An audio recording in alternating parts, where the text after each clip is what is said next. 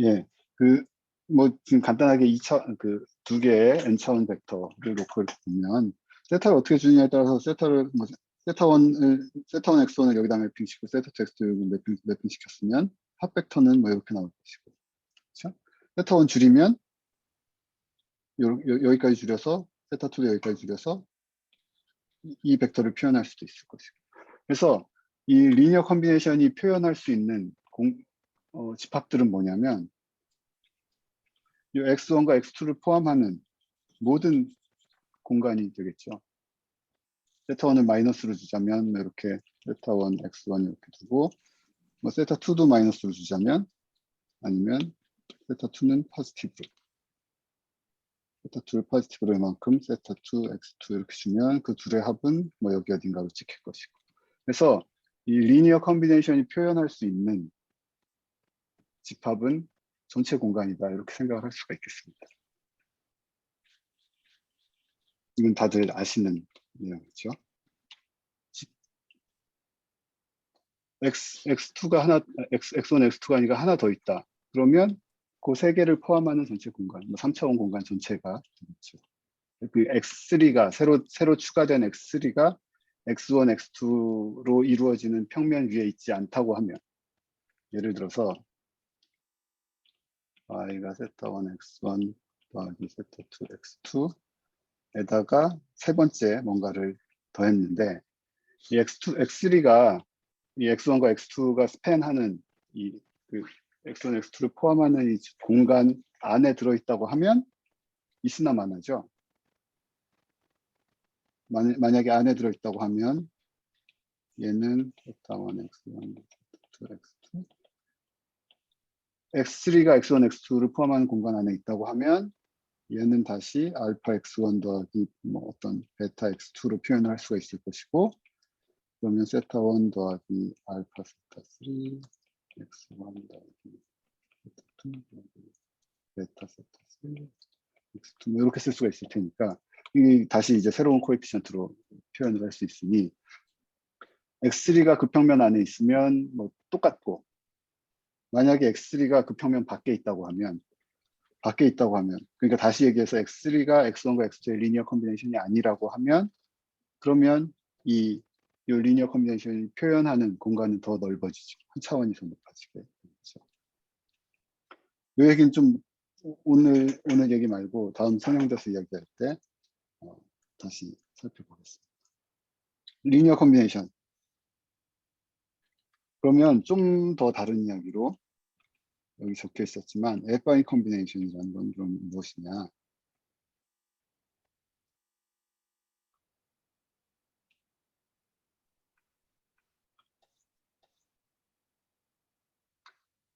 똑같이 n차원 공간에서 여기 x1이라는 벡터가 있고 이쪽에 x2라는 벡터가 있어. 근데 내가 y를 세타1, x1 아까처럼 똑같은 폼으로 x2 이렇게 할 텐데 아까 리니어 컨비네이션은 세타1, 세타2를 아무 실수로나 하겠다는 얘기고, 여기 애파인 컨비네이션은 이와 같은 리니어 컨비네이션을 만드는데 세타1과 세타2의 어떤 제한 조건이 있는 경우, 세타1과 세타2의 합이 1이 돼도 세타1과 세타2를 고르면 이런 애들은 어느 네, 그러니까 세타1과 세타2 합이 1이 되는 상태로 리니어 컨비네이션을 하면 걔를 이제 애파인 컨비네이션이라고 부르거든요. 이 애파인 컨비네이션으로 표현되는 y들은 어디에 매핑이 될까 생각을 해보면 세타1을 1로 두고 세타2를 0으로 두면 합이 1이죠. 그러면 어떤 점이 돼요? y는 이 점이 되죠. x1 그대로 되고. 반대로 세타1을 0으로 두고 세타2를 1로 두면 x2 그대로 되고. 반반하면 세타1 반, 세타2 반 하면 평균이죠. 2분의 1씩 하는 거니까. 네, 여기가 세타1이 1인 자리, 여기는 세타1이 0인 자리, 여기는 세타1이 2분의 1인 자리, 0.5인 자리.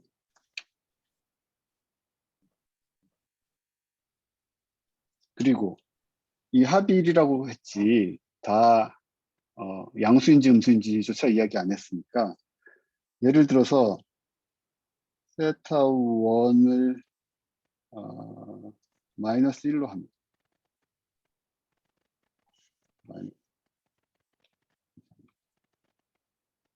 루트를 오랜만에 써서 이렇게 하면 그 합이 1 되잖아요. 그럼 걔는 어디 놓이게 되냐면 얘를 확장해서 이만큼 이동한 자리 되겠죠. 여기는 세타는 마이너스 1인 자리.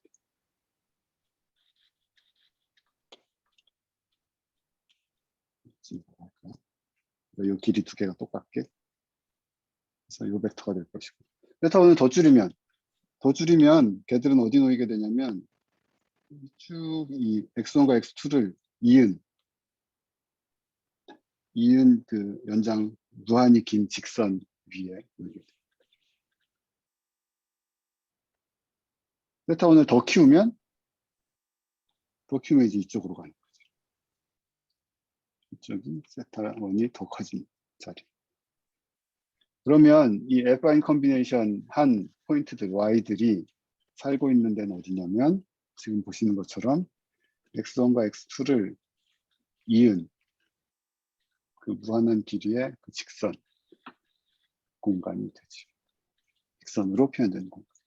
그럼 지금 줄었죠. 리니어 컨비네이션 하면 공간 전체가 되고 애프라인 컨비네이션 그 두 포인트를 잇는 전체 그 직선. 만약에 세 포인트면 그 세 포인트를 포함하는 평면 전체가 되는 거죠.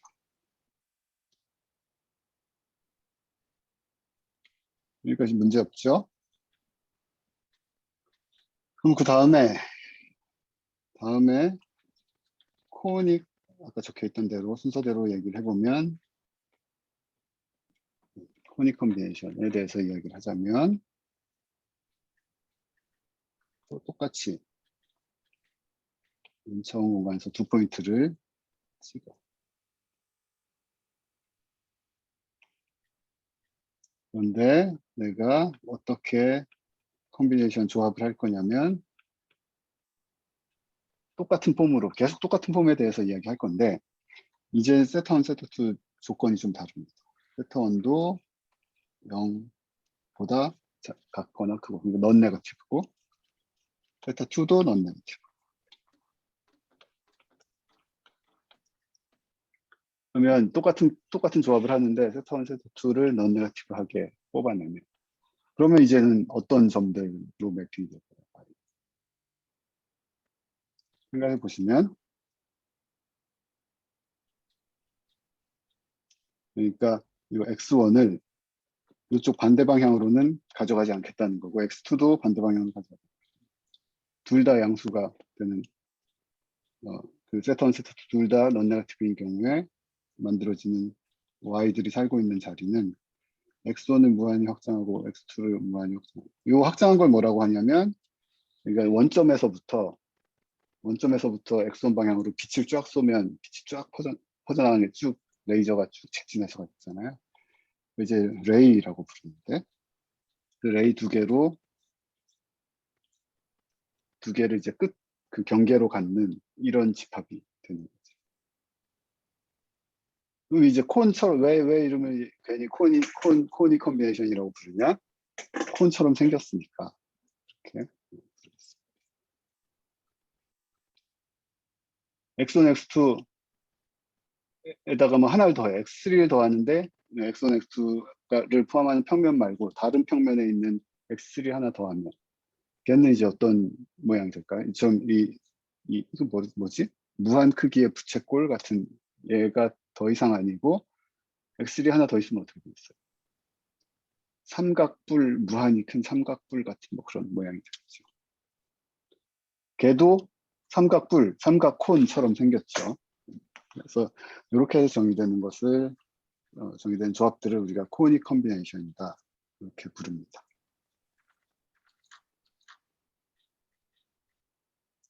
그럼 마지막으로 아까 그 강의 자료에 있는 마지막 컨벡스 컨비네이션이라는 건 뭐냐? 이게 제일 중요하겠죠. 우리 이제 과목 이름이니까.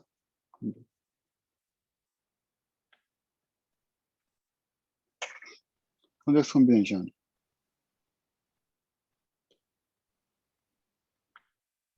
n차원 공간에서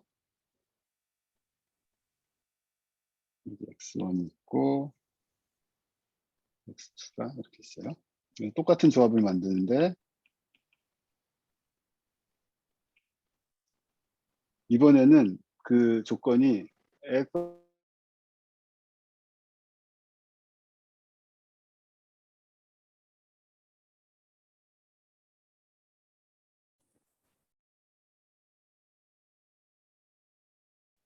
교수님 마이크 끊겼습니다.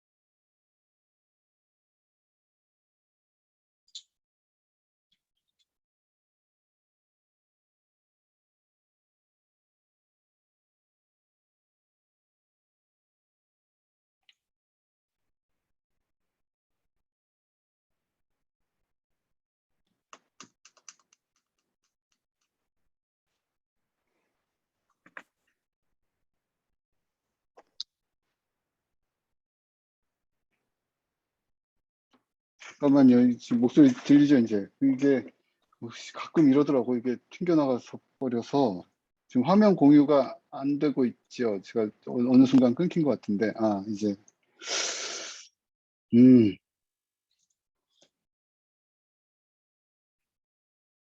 죄송합니다.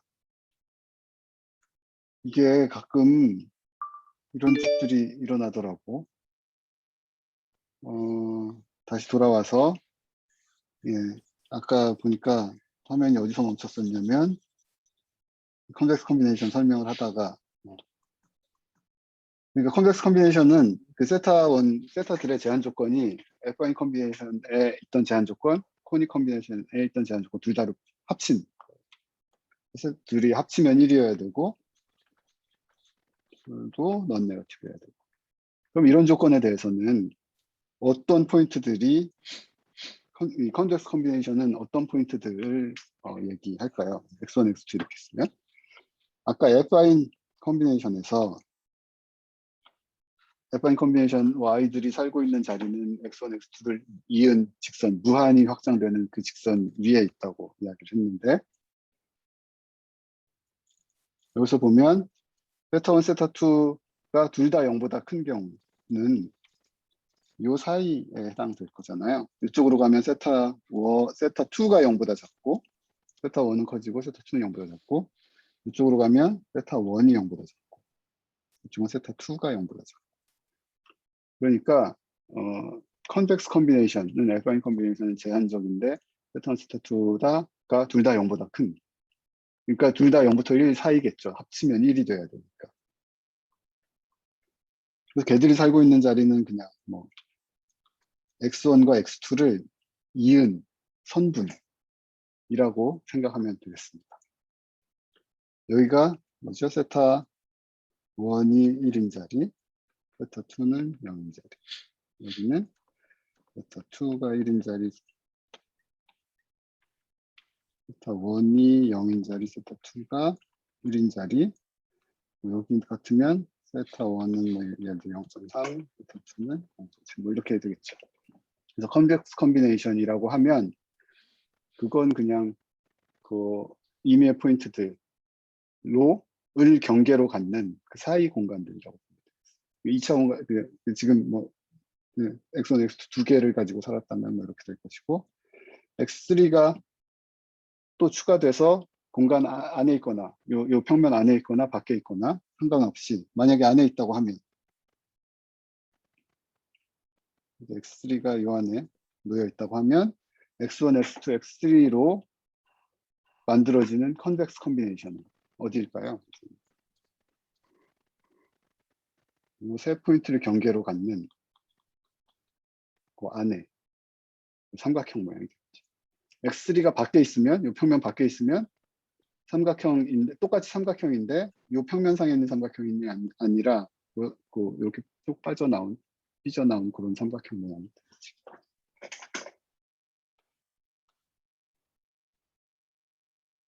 그러면 이제 우리 리니어 컨비네이션, F1 컨비네이션, 코닉 컨비네이션, 컨벡스 컨비네이션, 그것들이 어떤 의미인지, 그 컨비네이션들은 어디에 살고 있는지 이런 것도 이제 알 수 있게 됐죠.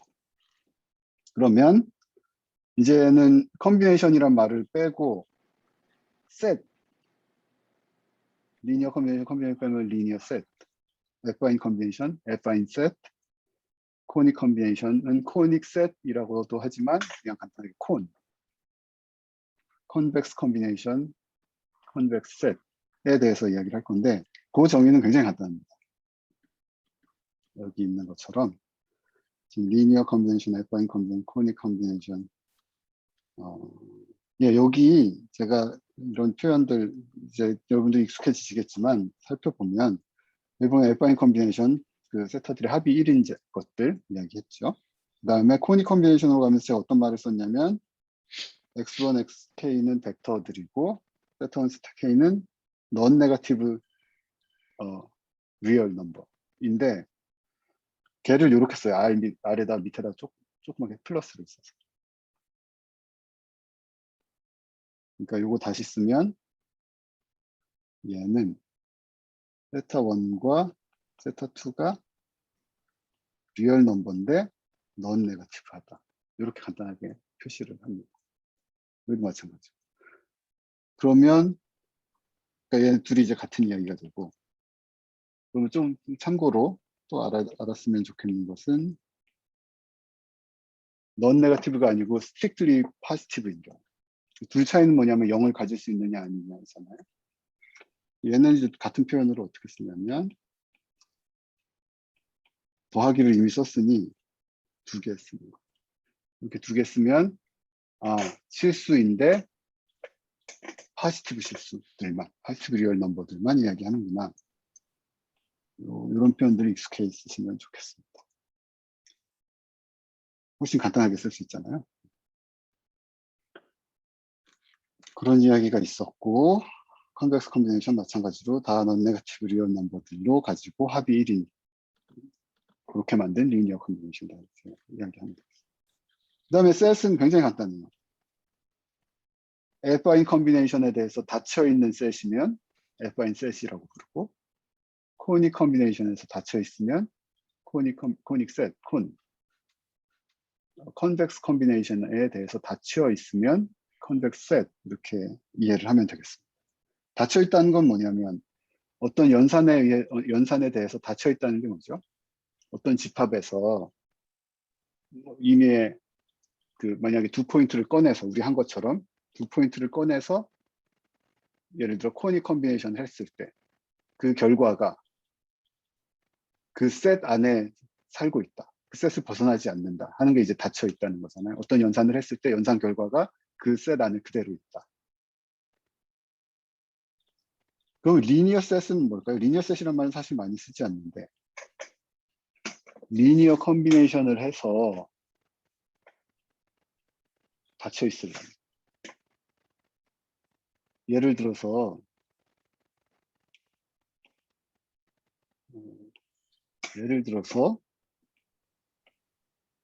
내 집합이 요 1사분면 내 집합 C가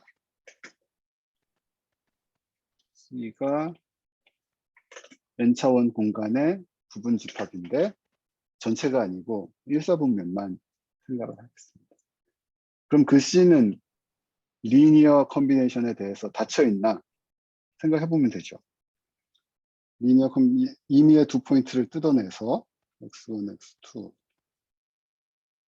뜯어내서 더하면 뭐 실수배를 해서 실수배 2개 이렇게 했다고 합시다.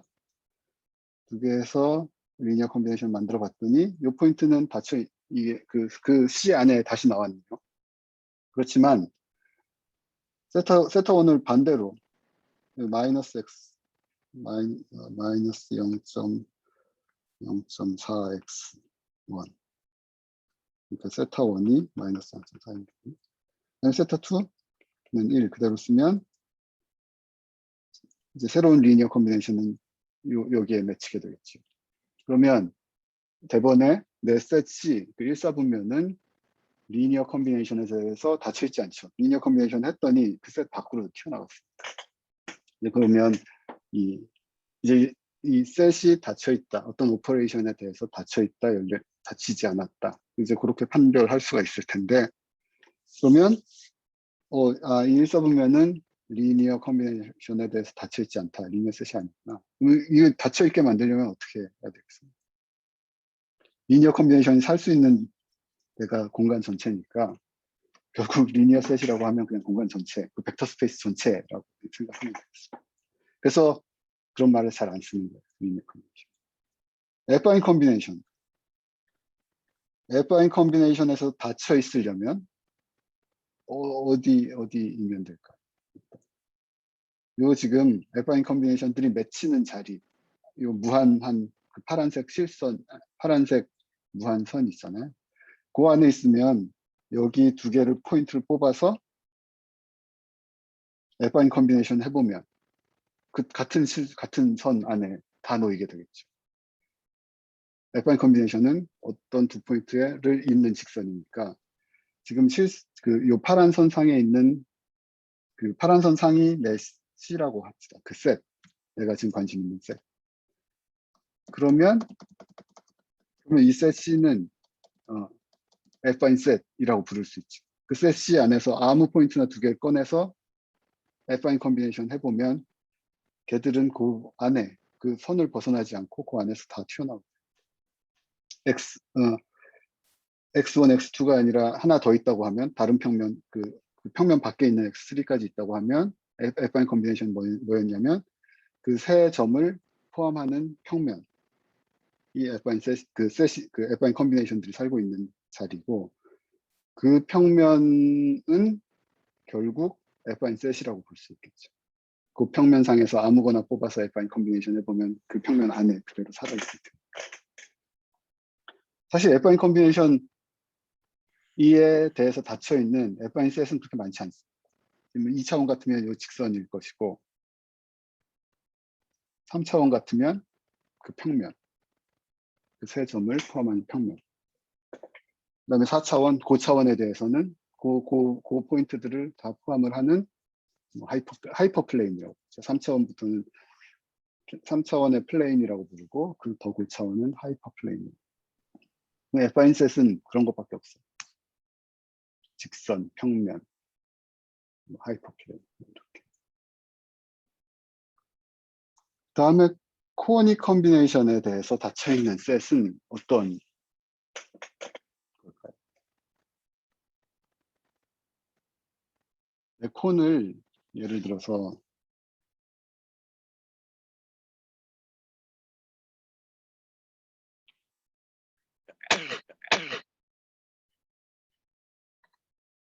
x1, x2가 있을 때 코어니 컨비네이션이 살 수 있는 데는 요 부채꼴 무한 부채꼴이라고 했고, 결국에는 그 무한한 부채꼴이 안에 있는 점 아무거나 두 개를 꺼내서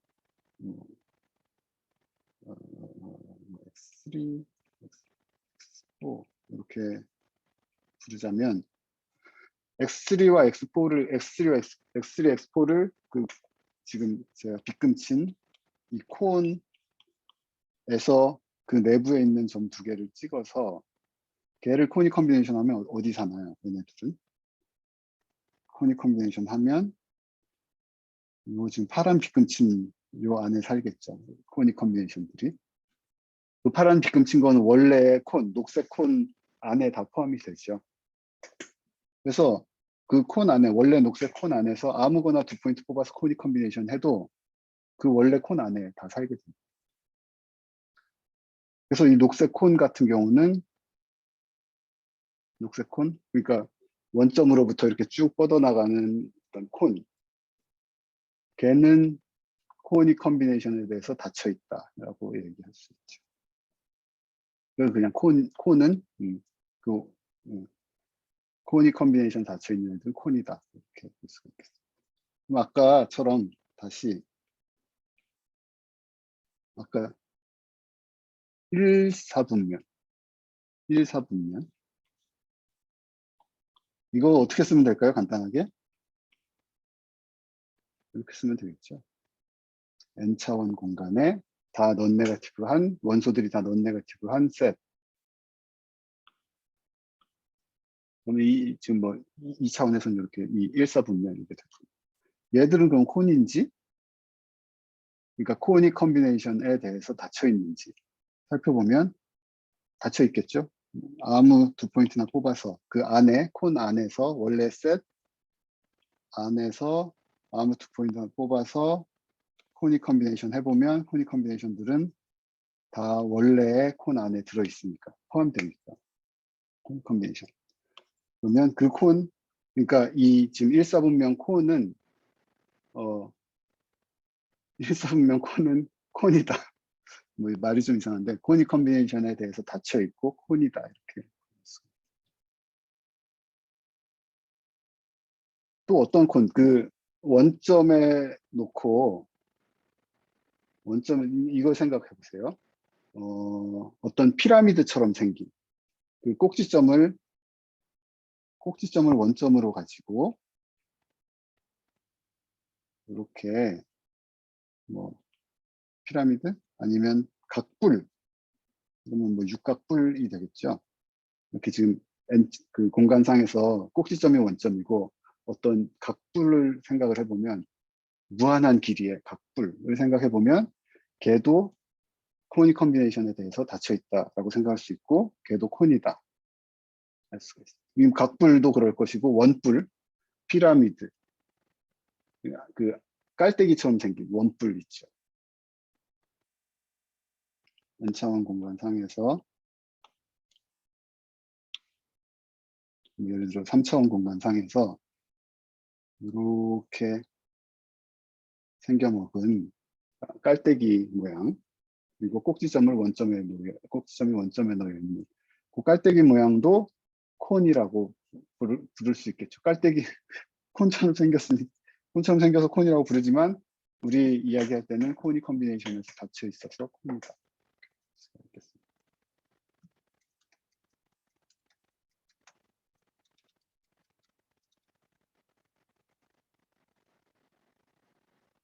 그러면 이제 마지막으로 컨벡스 컨비네이션에 대해서 닫혀 있는 셋은 어떤 게 있을까요?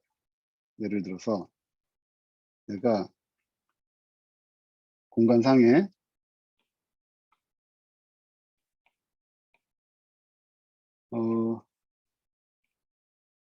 이렇게 생긴 다각형이 있다고 생각합시다.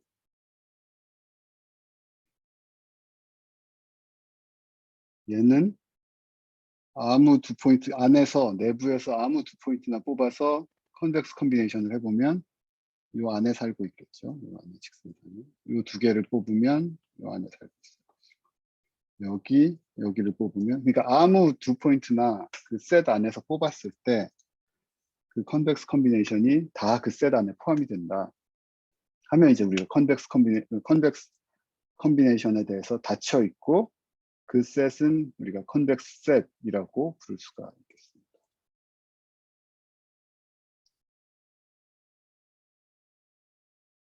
요 콘들 지금 보여진 콘들은 어떻겠어요? 얘네들?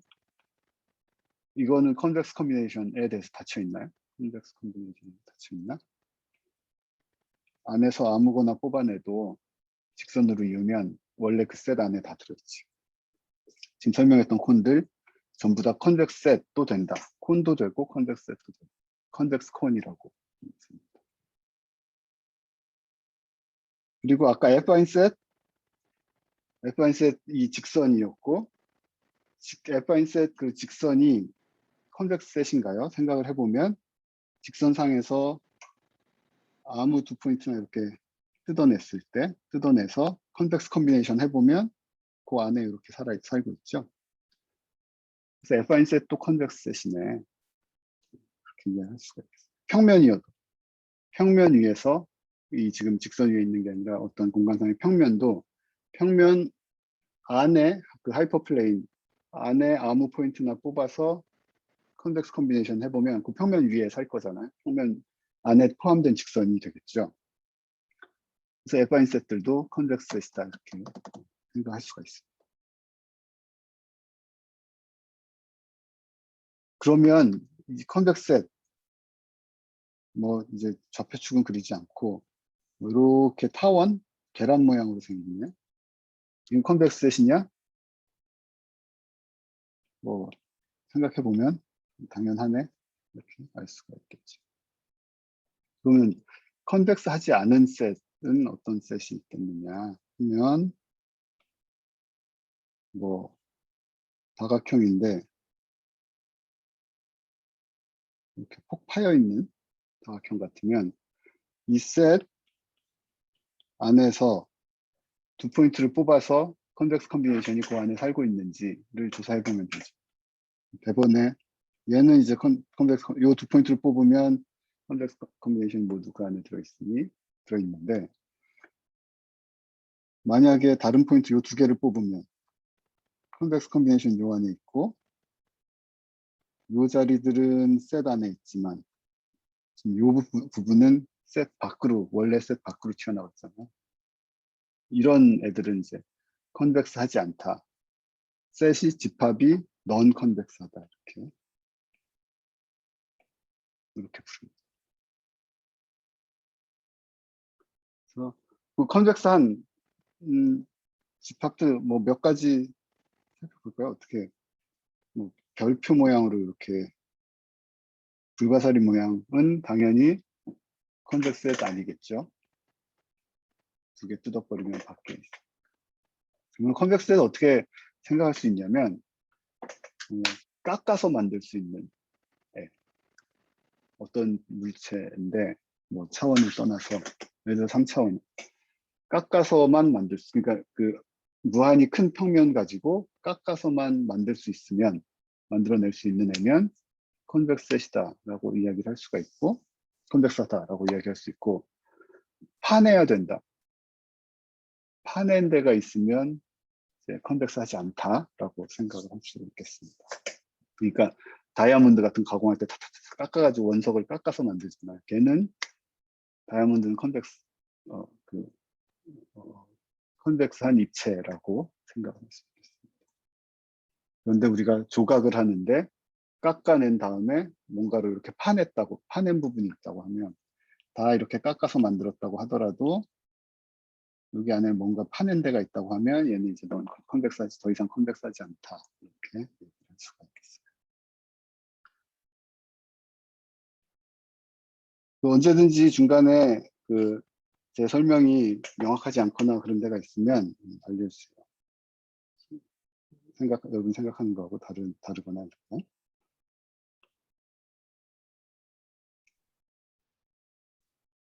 교수님 질문이 하나 있습니다. 네, 그 아까 어파인 컨벡스 셋이라고 말씀하셨는데 F1셋, 예, 네네 그 컨벡스 셋에서는 세턴 세타투가 이제 포지티브라는 조건이 있는데 어파인은 그런 조건이 없어도 상관이 없을까요? 그렇죠. 그 셋이 그러니까 지금 F1 컨비네이션들로 만들어진 셋인데 지금 이 파란 직선 같으면 F1 컨비네이션으로 만들어진 셋인데 지금 이게 셋이 이제 컨벡스하냐 아니냐는 걔가 어떻게 만들어져 있는지랑은 관계없는.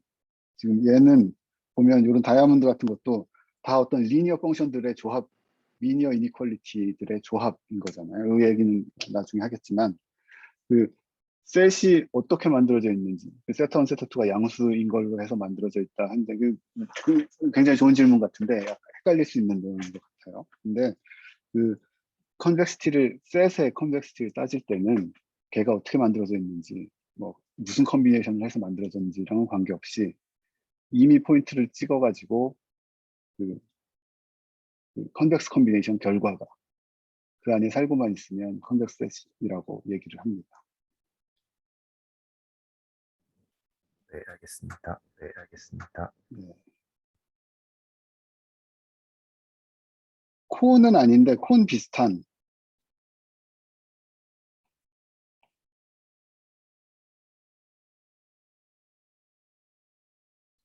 직선 두 개로 만들어진 이렇게 생긴 콘 두 개를 이렇게 붙여놓은 얘는 이건 뭐 당연히 넌 컨벡스하다고 볼 수 있겠죠. 요 한쪽 부분만 떼내면 컨벡스 셋이라고 볼 수 있을 텐데 그 두 개가 합쳐지면 넌 컨벡스. 그러면 컨벡스 셋들을 그 유니언 한다고 해서 그 컨벡시티가 보장된 유지되지는 않는다. 바로 간단하게 알 수 있죠. 그러니까 컨벡스 셋 두 개의 합집합은 당연히 컨벡스하진 않습니다. 그런데 반대로 컨벡스 셋들의 교집합은 컨벡스하게 되죠. 예를 들어서 이쪽 한쪽만 떼는 컨벡스 콘하고 어떤 F인 셋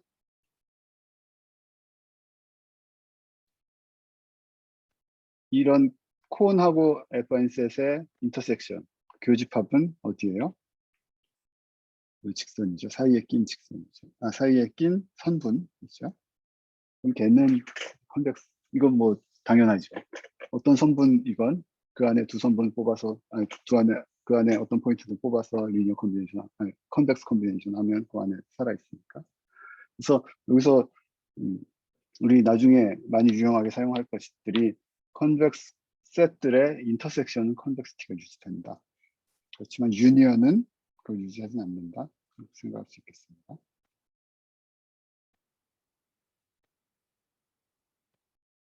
이 Fine 셋들은 뭐 어떻게 표현될까요? 이거는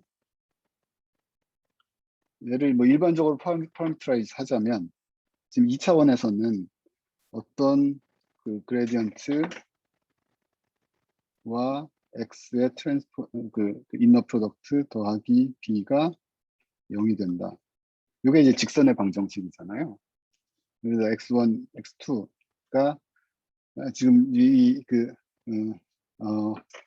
여기 이제 x1, x2는 그 2차원 공간상의 한 포인트를 얘기했지만 이제 그 2차원 상의 그 x1 컴포넌트 그 양쪽 컴포넌트를 x1, x2라고 하면 얘 결국에는 2차원 상에서 뭐 예를 들어서 x1 더하기 2, x2가 3 여기 3은 이러면 어떤 이 직선 2차원 상에서의 직선을 표현한다는 수가 있잖아요. 그래서 F인 셋들은 뭐 이렇게 직선은 이렇게 표현을 할 수가 있을 것이고 평면도 이렇게 표현할 수가 있을 것이고 이 x가 차원이 높다고 하면 그 다음에 하이퍼플레인으로 표현할 수가 있겠죠. 그리고 예를 들어서 A1 트랜스포즈 X 더하기 B1 이런 직선 뭐 이런 그 Fine 셋하고 다른 코에피션트들로 표현되는 Fine 셋 얘를 이제 셋 C1이라고 C2라고 하면 그러면 C1과 C2의 인터섹션은 어떻게 쓸 수 있나요? C1하고 C2에도 포함되고 C1에도 포함된다고 하면 이건 뭐 그냥 이 둘 다를 다 만족하는 포인트들이니까 이 두 개 그냥 써버리면 X 더하기 B, 이렇게 될 수 있을 것이고 얘를 이제 뭐 A 매트릭스 얘를 B 벡터라고 하면 AX 더하기 B는 0 이런 것들이 Fine 세트를 표현하는 어떤 방정식이다라고 볼 수가 있겠습니다. 그러니까 요거 간단하게 뭐라고 우리 Fine 펑션이라고 하잖아요. 이 지금 AX만 있다고 하면 이걸 리니어 펑션이라고 부르고 Y는 AX, 리니어 펑션이라고 부르고 거기에다가 리니어 펑션에다가 어떤 컨스탄트, 바이어스들이 더해져 있으면 Fine 펑션이라고 부르는 거죠. 그러니까 Fine 셋들은 그냥 Fine 펑션으로 기술되는 집합들이다. 이거 하면 되겠습니다.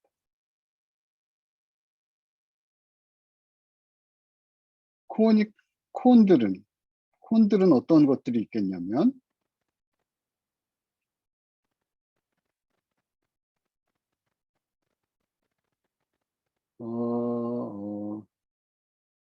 그러니까 이 일사분면 non-negative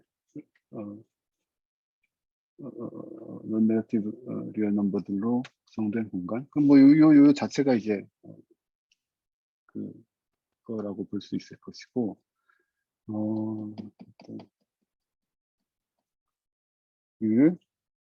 여기를 X 콘을 이런 집합들을 오늘은 이 개념에 대해서만 일단 이해를 하도록 하고 이것들이 표현되는 방정식 요 공간 이 셋들을 표현하는 식들은 차차 잠시 보도록 하겠습니다. 그래서 지금 우리가 알고 있으면 좋겠는 게 무엇이냐? 컨벡스 셋의 정의. 그거 알기 위해서 컨벡스 컨비네이션 이야기를 했고, 컨벡스 셋의 정의, 컨벡스 컨비네이션에 대해서 닫혀 있는 셋이라고 말했습니다.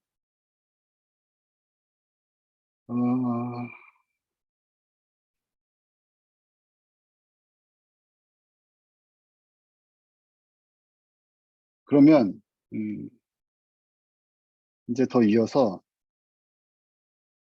다음 무슨 얘기가 있었냐면 이제 컨벡스 셋에 대해서 컨벡스 컨비네이션이 무엇인지 이해를 했고 그다음 컨벡스 셋에 대해서 이해를 했고 그 다음에 이제 마지막으로 컨벡스 펑션이란 무엇인지 여기 보면 에피그래프, 그래프, 에피그래프 뭐 이런 것들이 정의되어 있는데 이 함수의 그래프라는 게 뭐예요? 그래프는 뭐냐면 아까 우리 그거잖아 그려놓은 거 자취를 그려놓은 거 그래프. 어떤 x 함수가 정의되는 도메인 안에서 x하고 fx를 같이 그려놓은 거.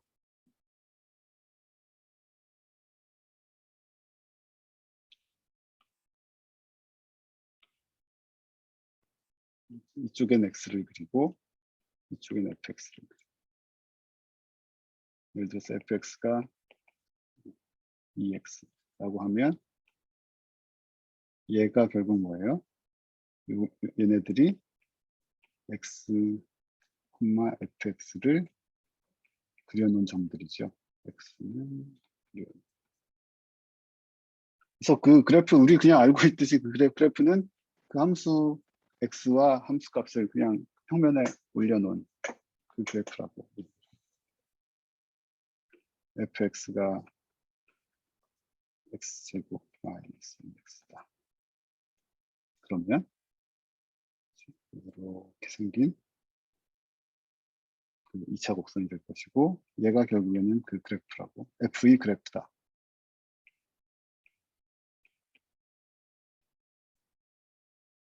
그러면 그래프는 뭐 우리 당연히 알고 있는 거고 같은 비슷한 이야기인데 에피그래프라는 걸 정의를 할 텐데 에피그래프는 뭐냐면 이렇게 써놨지만 x와 fx를 그리지 않고 t를 그리는데 t는 어떤 거냐면 fx보다 큰 애들. 다시 얘기하면 간단히 얘기하면 어떤 함수의 그래프가 이렇게 생겨 있다고 할 때 x하고 fx를 이렇게 생겨 있다고 할 때 그 그래프 위에 있는 영역들 얘를 우리가 요 집합을 에피그래프 뭐 fx 그 함수의 에피그래프다 이렇게 이야기합니다. 에피그래프는 별게 아니라 그래프 위에 있는 공간. 예, f는 EX의 에피그래프는 뭐냐면 그 공간 그 그래프 위에 있는 영역을 우리가 에피그래프다 이렇게.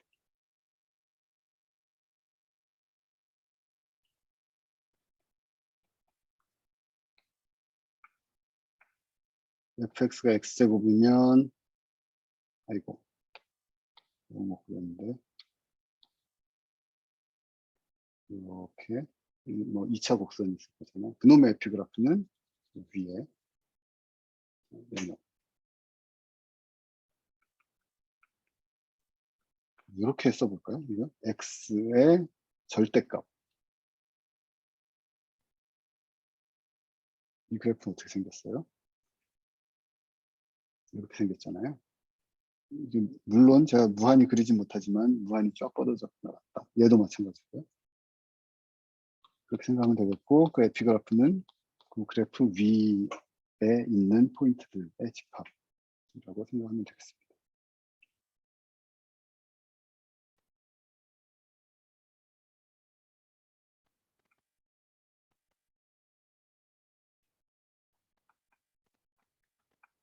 x세제곱이라고 하면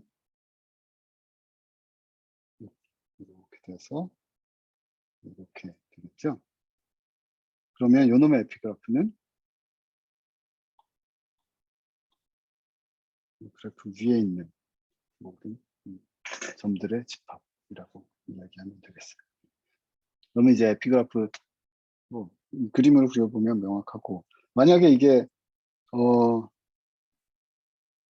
x가 1차원 공간 지금 여기 보면 x는 1차원 공간에서의 이야기죠. x하고 그러면 2차원 공간에서는 이 그래프가 어떻게 정의되나요? 2차원 공간에서 f는 x제곱이라고 할 게 아니고 이제는 지금 x가 스칼라니까 이제 x제곱을 이야기할 수 있지만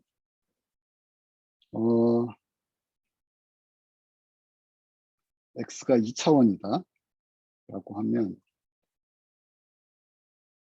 x1하고 x2가 있고 그다음에 fx를 이렇게 그려보면 fx는 예를 들어 x1 제곱 더하기 x2의 제곱 간단하게 쓰면 우리 다시 얘기하겠지만 x의 놈이라고 볼 수 있잖아요. 놈의 제곱이고 이 그래프 어떻게 생겼나요? 단면을 자르면 아까 그 포물선이고 포물선이 이렇게 올라가는데 단면들이 이렇게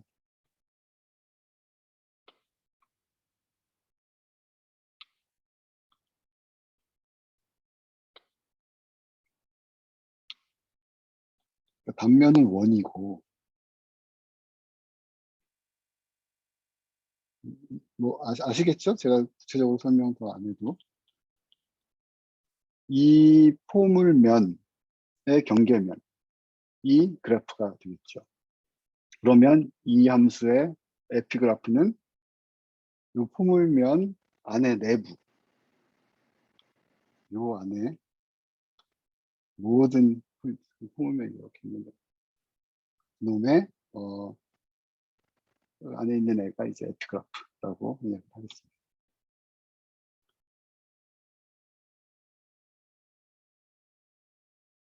이 함수 등고선 그려보면 어때요? 혹시 이쪽으로 x1, x2 평면에서 이 함수의 등고선 그려보면 이 단면들을 그냥 그린 거니까 동심원들이 원점에 중심을 공유하는 동심원들이 이렇게 쭉 나오는 등고선 모양으로 표시할 수도 있겠죠.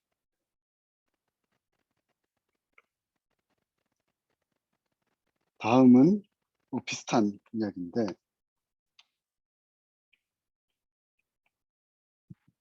이게 2차원 공간상의 이야기고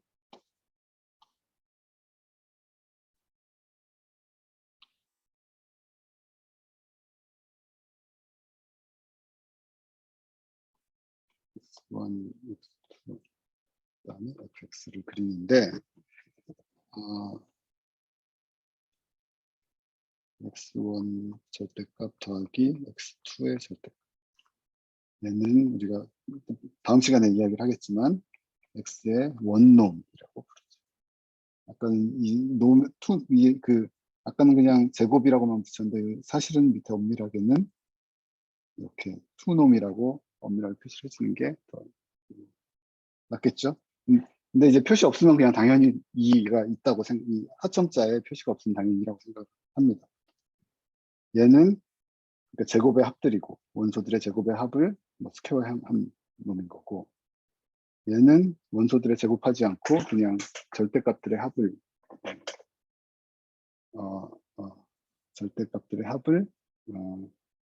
더하는 이런 함수라고 생각을 할 때 얘는 그래프가 어떻게 생겼어요?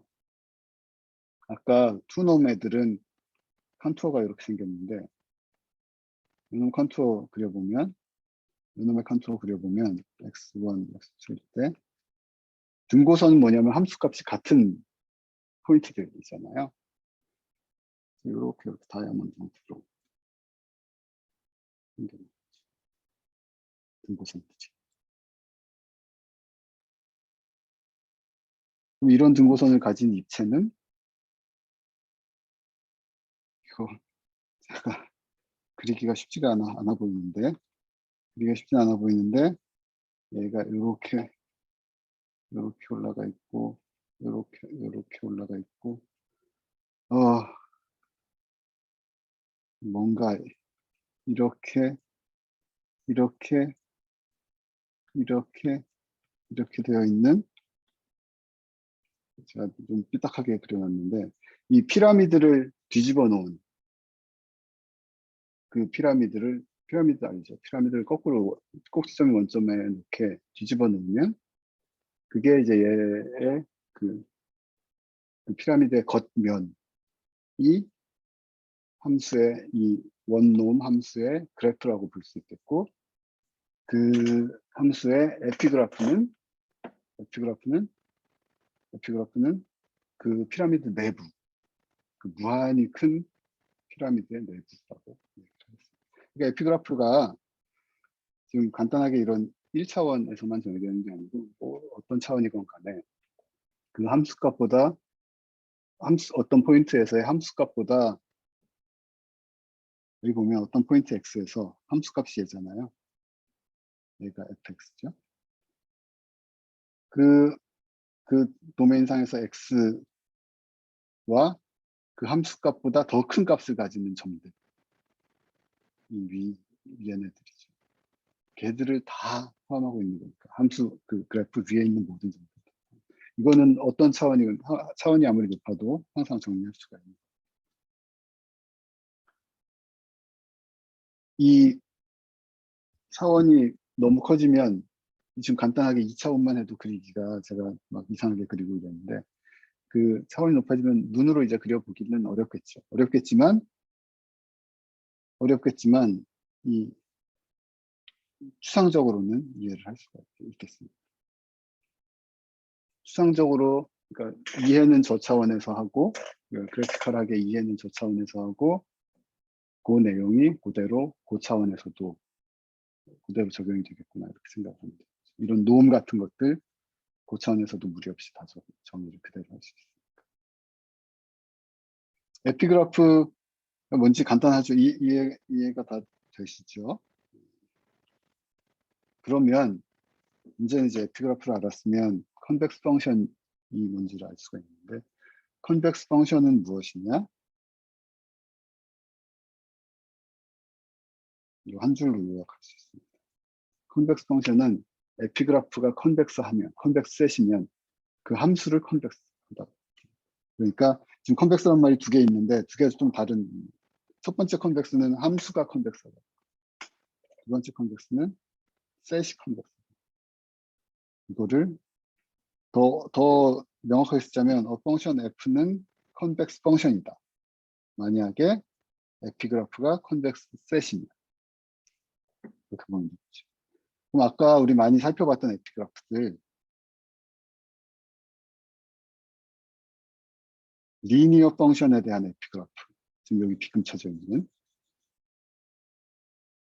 이 셋은 컨벡스 셋인가요? 리니어 펑션의 에피그래프. 무한히 큰데 이제 공간을 반쪽 내놓는 거잖아요. 반쪽 공간. 걔는 컨벡스 셋이겠죠. 아무 포인트나 뽑아봐. 그럼 다 이쪽 반쪽 안에 있을 거잖아요. 반쪽 밖으로 나가려면 컨벡스 컨비네이션에서 반쪽 밖으로 나가려면 그 반쪽 바깥의 걸 뭔가 뜯어서 해야 되니까 리니어 펑션 당연히 컨벡스 펑션이네 라고 생각할 수가 있겠고, 요거 x제곱 함수 요것도 컨벡스 펑션이네 생각할 수가 있겠고요.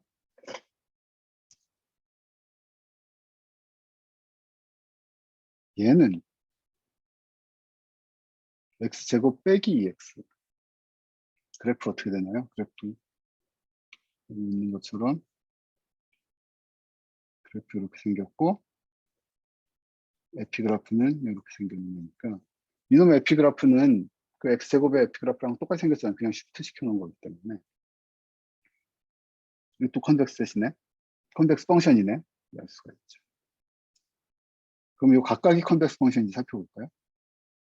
x제곱 아까 봤죠? 컨벡스 펑션이고, 마이너스 2x 이거 리니어 펑션인데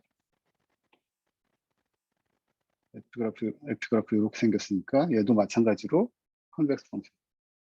여기서 유추할 수 있는 게 컨벡스 펑션 두 개 합쳐놓으면 컨벡스 펑션일 것 같네 이렇게 생각을 할 수가 있어요. 나중에 얘기하겠지만 실제로 그렇습니다. 컨벡스 펑션들을 합쳐놓으면 컨벡스 펑션이 돼요. 또 아까 몇 가지 살펴봤던 것 중에 이거 2차원에서의 그 투놈의 제곱, x1 제곱 더하기 x2 제곱. 이것도 컨벡스 펑션. 왜? 에피그래프가 이 포물면 안쪽에 있는 것들이고, 그거 이제 아무 포인트들이나 뽑아도 밖으로 안 나간다는 거 알 수 있습니다. 그리고 얘는, 그럼 제곱은 됐는데 세제곱은 얘는 아니죠. 에피그래프에서 두 포인트 뽑아보면, 쭉 그어보면 컨벡스 컨비네이션이 그 원래 에피그래프 밖으로 튀어나가는 애들이 많잖아요. 세제곱은 아니네. 그럼 얘는요? 절대값 함수. 절대값 함수는 컨벡스 펑션이네. 알 수가 있습니다.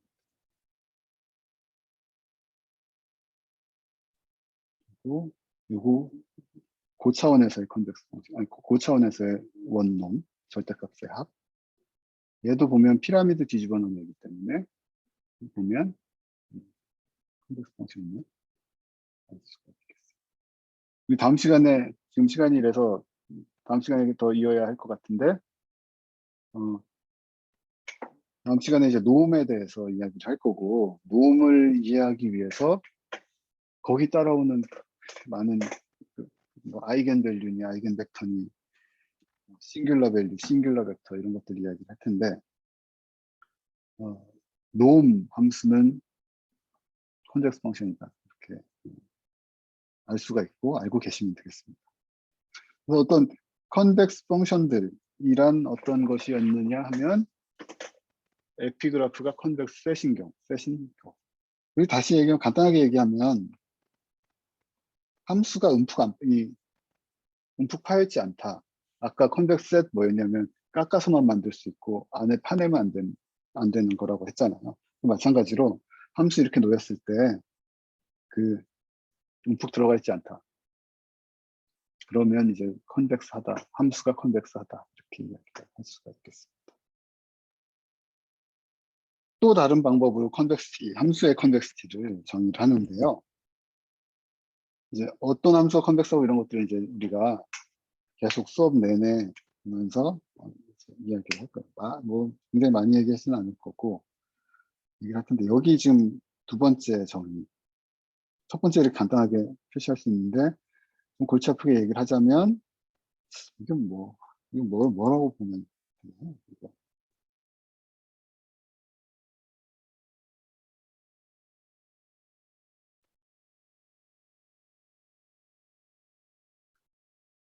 우리 슈퍼포지션이라고 하는 게 뭔지 알죠?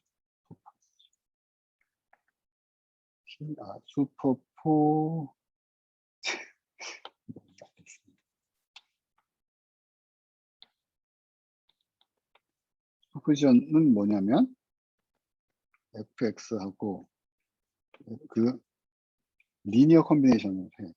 어떤 x에다가 x가 있는데 x와 y가 있는데 리니어 컨비네이션 알파 x 더하기 베타 리니어 컨비네이션을 한 다음에 그 함수 값을 씌웠을 때, 그러니까 어떤 함수에 알파 x 더하기 베타 y를 했을 때 슈퍼포지션 된다는 건 뭐냐면 리니어 컨비네이션하고 함수를 씌우고 그 순서를 뒤바꿔도 되면 그 슈퍼포지션이 된다. 슈퍼포지션이 되는 함수다. 이렇게 얘기하죠. 그러니까 왼쪽 같으면 뭐냐면 리니어 컨비네이션을 하고 함수를 씌운 거고, 오른쪽 같으면 함수를 먼저 씌우고 똑같은 리니어 컨비네이션을 한 거. 그 두 개가 똑같으면 이 함수는 슈퍼포지션이 된다라고 이야기를 하고, 다른 말로 이 함수는 리니어하다 이렇게 이야기하죠. 리니어 함수라는 게 별게 아니라 슈퍼포지션이 성립하는 함수다. 슈퍼포지션, 리니어 컨비네이션과 함수를 씌우는 그 과정을 순서를 뒤바꿔도 동일하면 슈퍼포지션이 된다고 하고 리니어 펑션이라고 하지.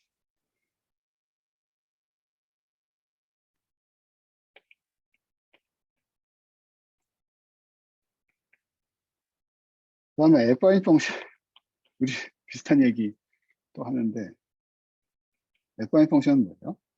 이 리니어 컨비네이션 하는데 똑같이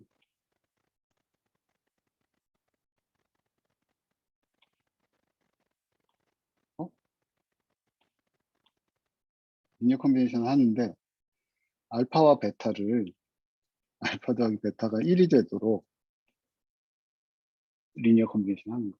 그때에 그러니까 알파 베타 아무 숫자를 쓰는 게 아니고 아까 affine 컨비네이션 한 것처럼 affine 컨비네이션을 해서 그 순서를 뒤바꿔도 됩니다. 그러면 이제 affine 펑션이다.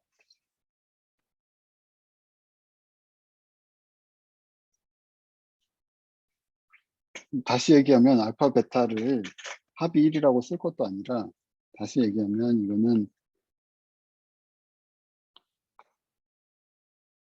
다시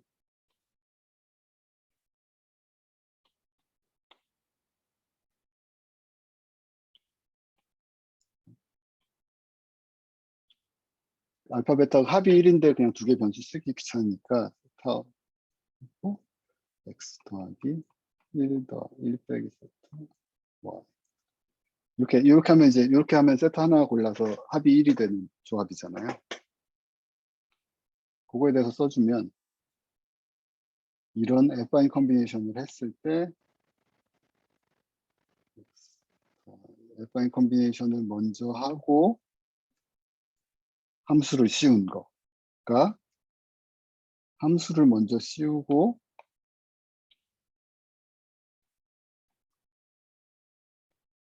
함수를 먼저 씌우고 affine 컨비네이션을 하는 거 하고 같으면 이제 affine 펑션이라고. 컨벡스 펑션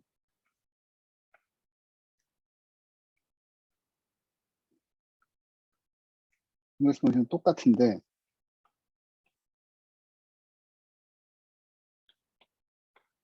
얘를 그대로 가져와서 이 등호가 부등호로 바뀌어 있으면 이러면 컨벡스 펑션이라고.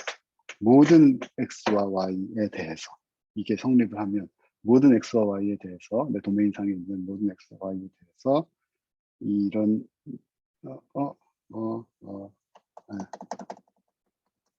이게 아니고 여기 이제 한 가지 조건이 더 있어요. 세타가 넌 네거티브. 넌 네거티브 세타가 그러니까 세타 0부터 1 사이 걸 가지고 컨벡스 컨비네이션을 했을 때 컨벡스 컨비네이션 연산하고 함수 통과시키는 연산하고 그 두 개를 순서를 뒤집었을 때 이번엔 같은 게 아니고 이제 왼쪽과 같이 그 함수를 나중에 씌운 게 더 작다고 하면 그러면 컨벡스 펑션이라고.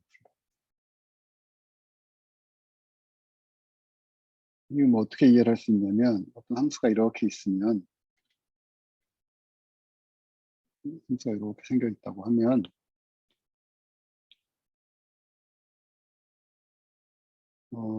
이 자리를 x라고 하고 이 자리를 y라고 하겠습니다. 그러면 이 자리가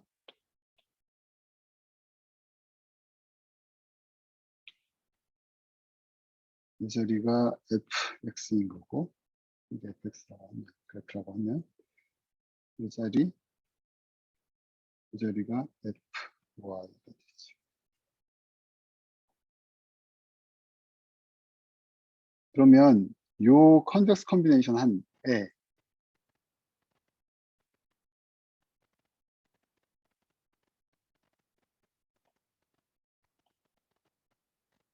예를 들어서 세타가 뭐 0.5다? 그러면 이 자리가 요 가운데 어디 놓이겠죠? x와 y의 컨벡스 컨비네이션 세타 0.5 가지고. 그러면 그때 함수 값은 이 그래프랑 만나는 이 점이 되겠죠. f의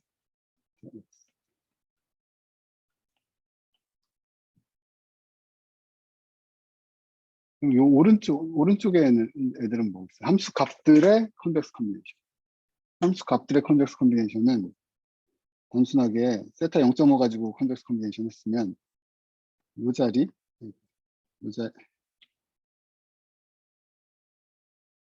요 가운데 자리 요 자리가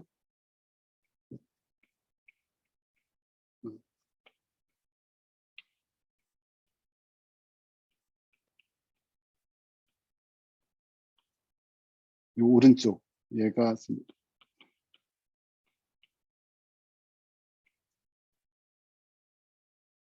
오른쪽 거는 뭐냐면 함수 값들의 컨벡스 컨비네이션 하는 거니까 그냥 요 fy와 fx를 뭐 세타 가지고 중간점이건 그 사이점을 찍은 거죠. 그러면 요 값들은 이제 여기 어디 놓이게 될 것이고 그럼 요 RHS하고 그러니까 오른쪽 사이드하고 왼쪽 사이드 비교해 보면 여기에서 명백하게 LHS가 좀 더 낮죠. 작죠. 이게 만약에 직선이면 이 함수가 이렇게 휘어 있지 않고 직선이라고 하면 그러니까 affine 펑션이라고 하면 이 둘이 동일하게 되는 거죠. 동일하게 되고 이것처럼 여기 있는 것처럼 왼쪽 거 컨벡스 컨비네이션의 함수값이 오른쪽 거는 함수값의 컨벡스 컨비네이션보다 작으면 그러니까 결국 이 얘기는 이 두 그래프에서 이렇게 이 두 포인트를 이렇게 이어놨을 때 함수가 모든 도메인 상에서 함수가 그 아래에 있으면 그 직선 아래에 있으면 컨벡스하다 이렇게 이야기할 수가 있겠습니다.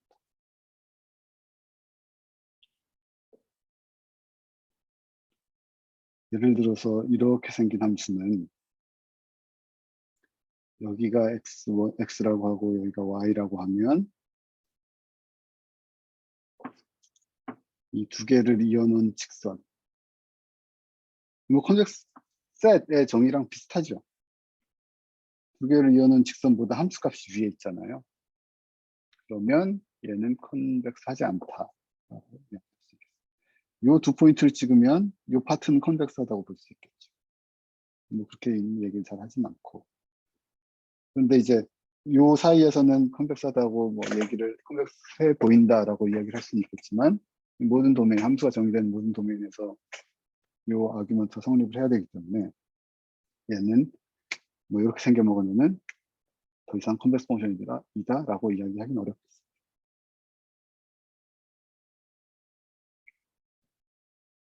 컨벡스 펑션에 그럼 또 다른 이야기로 이 그레디언트가 어떤 함수의 그레디언트는 요 기울기잖아요. 함수의 그레디언트가 계속 증가한다 라고 하면 컨벡스 펑션이겠네 라고 생각할 수가 있겠습니다. 그러니까 내가 쭉 내 값들을 내 베리어블들을 쭉 증가시켰을 때 그레디언트들도 같이 증가를 한다. 그러면 증가한다 아니면 유지된다. 그레디언트가 유지된다는 건 뭐예요? x를 증가시켰을 때, 베리어블을 증가시켰을 때 그레디언트 유지된다. 그거는 다름 아니라 직선 또는 평면이라는 얘기죠. 그런데 그레디언트가 계속 증가한다. 우리 2차 곡선처럼. 2차 곡선 그려보면 여기에서 그레디언트 이렇게 음으로 굉장히 큰 값이다가 좀 x가 이쪽으로 증가할 때 그레디언트 점점 증가하는 거 알 수가 있습니다. 그레디언트가 계속 증가만 한다. 증가한다기보다는 줄어들지 않는다. 라고 하면 컨벡스 펑션이다 라고 이야기할 수 있겠습니다. 그것도 함수의 컨벡시티를 정의하는 또 다른 방법이죠. 근데 그레디언트가 어느 순간 줄어든다. 계속 컨벡스 펑션 그레디언트가 줄어들지 않는 상황을 이야기하는 거고, 그레디언트가 어느 순간 줄어든다. 요거 같은 경우는 이 자리는 그레디언트가 이렇게 있다가 이동할수록 좀 줄어들다가 계속 줄어드네요. 여기 계속 줄어들다가 여기서부터 다시 한번 그레디언트 점점 방향을 바꿔서 증가하고. 그러니까 이런 뭐 1변수 문제에 대해서는 두 번 미분한, 그레디언트의 변화량은, 그레디언트의 증가율은 두 번 미분한 걸로 알 수 있잖아요. 걔가 항상 양수다. 그레디언트가 항상 넌 네거티브다. 이렇게 하면 1변수에서는 컨벡스 펑션이 있고 이야기할 수 있겠습니다. 여러 가지 방법으로 컨벡스 펑션을 이렇게 정리할 수가 있어요.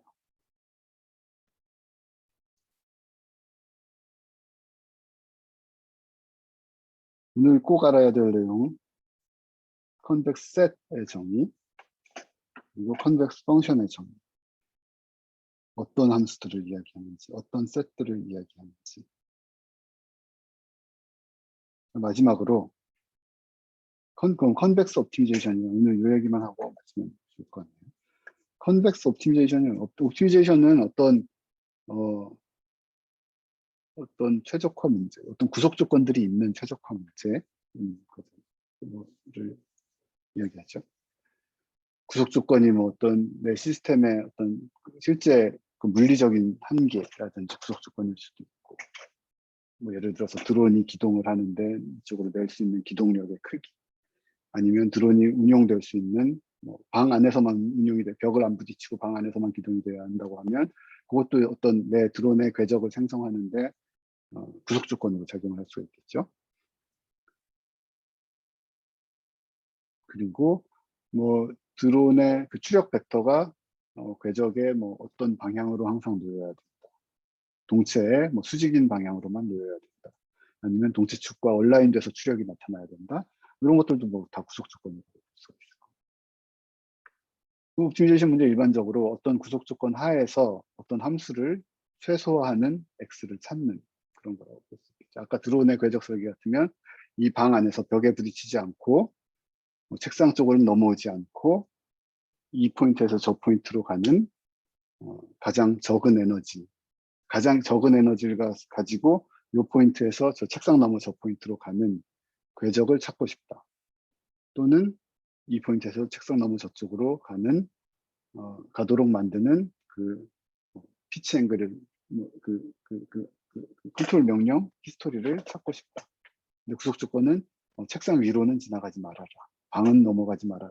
이런 것들 구속 조건이라고 얘기할 수 있겠고, 뭐 가장 쉽게 에너지를 최소화했으면 좋겠다. 아니면 도착했을 때 에러, 유도 오차라고 볼 수 있겠죠. 그 에러를 최소화하는.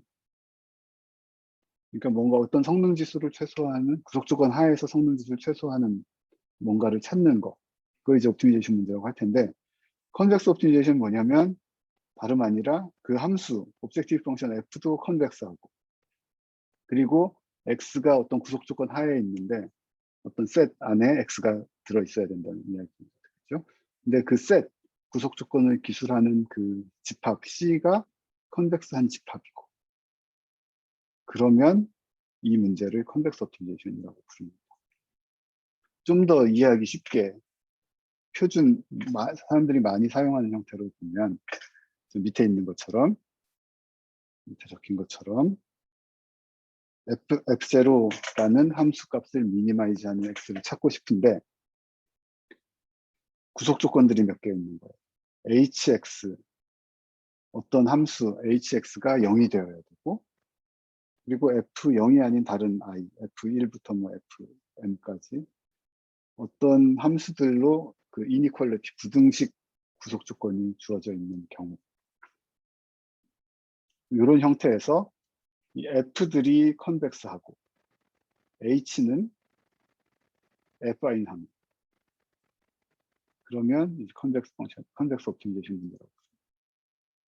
fx 같으면 뭐 아까 그 드론 문제 같으면 드론을 이 자리에서 저 자리로 보냈는데 f0는 옵젝티브 값 같은 경우는 뭐 에너지의 비행한 시간 동안 내 컨트롤 에너지의 총합 뭐 이라고 정의를 할 수도 있겠고, 그러면 이제 최소 에너지 궤적을 찾는 게 되겠고, 아니면 그 fx를 그 근처에 갔을 때 그 시간, 종말 시간까지 그 근처에 갔을 때 그 목표점과 얼마나 많이 떨어져 있는지, 그게 이제 가이던스 오차, 유도 오차라고 부를 수 있을 거잖아요. 그 오차를 최소화하든지 뭐 어떤 여러 가지 함수들을 정의를 할 수 있을 텐데, 그런 것들이 이제 오브젝티브 펑션이라고 볼 수 있을 것이고, 요 이니퀄리티 컨스트레인트 같으면 어떤 함수 갔으면 여기서부터 저기까지 갔으면 좋겠는데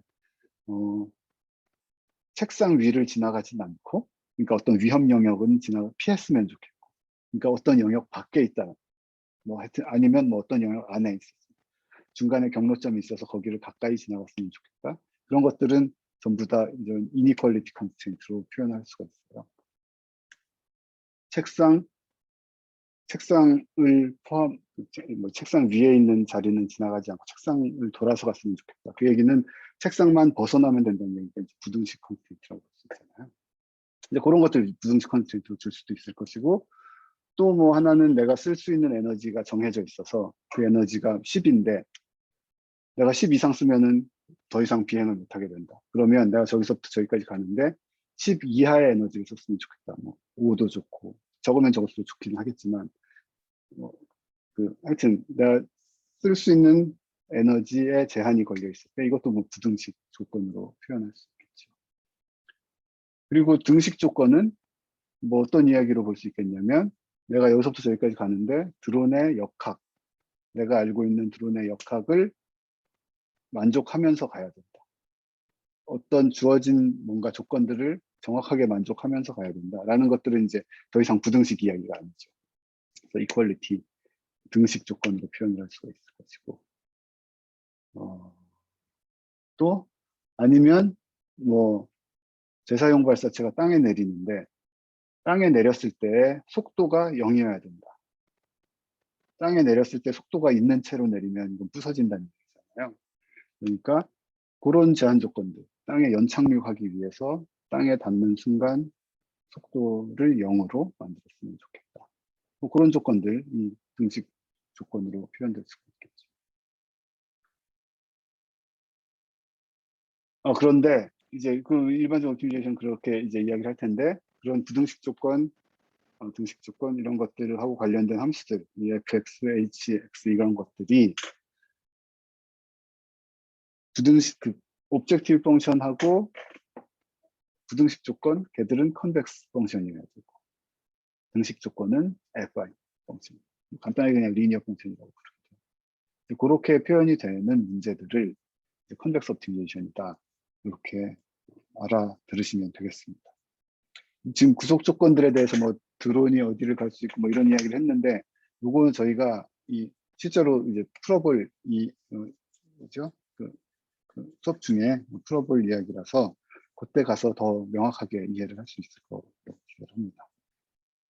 그러면 이런 문제들, 이 컨벡스 옵티미제이션이라고 부르는 이런 문제들은 장점이 왜 하필 컨벡스 옵티미제이션이라고 배우고 싶어 하냐면, 이런 컨벡스 옵티미제이션 문제는 실제로 옵티멀 솔루션이 존재하고 유일하게 존재하는지도 우리가 확인할 수가 있고, 아니면 무한히 많이 존재하는지도 확인할 수가 있고, 그리고 그 점으로, 그러니까 실제 글로벌리 옵티멀한 점으로 실제로 우리가 계산해서 풀어낼 수가 있는 문제들.